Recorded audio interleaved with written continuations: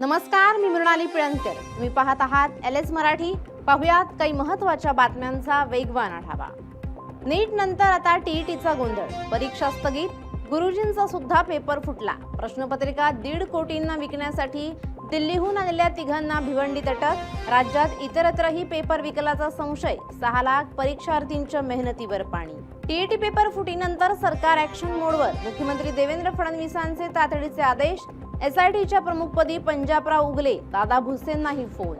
इयत्ता 10वी आणि 12वीच्या परीक्षांमध्ये आमूलाग्र बदल होणार. पेपर तपासण्यासाठीही आता AIची मदत घेतली जाणार. विश्वास नांगरे पाटील सोमवारी स्वीकारणार चार्ज. राजकीय विरोधांचं आवाहन.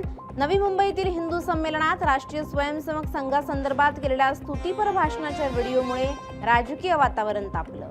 कर्जमाफी योजनेची प्रत्यक्ष अंमलबजावणी अंतिम टप्प्यात. जुलैच्या दुसऱ्या आठवड्यापासून शेतकऱ्यांना मिळणार लाभ.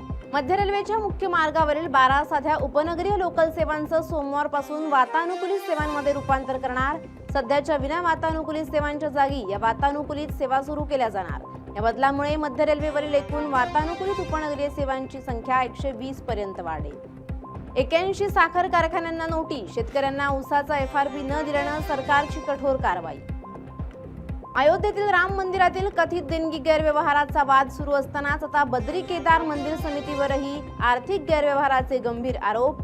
कागदपत्रांच्या आधारे काही धक्कादायक दावे. प्रकरणाची सखोल चौकशी करण्याची मागणी. प्रसिद्ध बॉलिवूड दिग्दर्शक रोहित शेट्टी यांना जीवे मारण्याची धमकी. अज्ञात व्यक्तीच्या फोनवरून 20 कोटी रुपयांची मोठी खंडणी आणि धमकीच्या फोनमुळे हिंदी चित्रपटसृष्टीत पुन्हा खळबळ.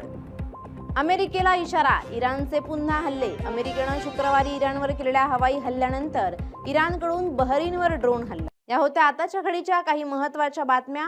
अशाच महत्त्वाच्या बातम्यांसाठी पाहत रहा LS मराठी.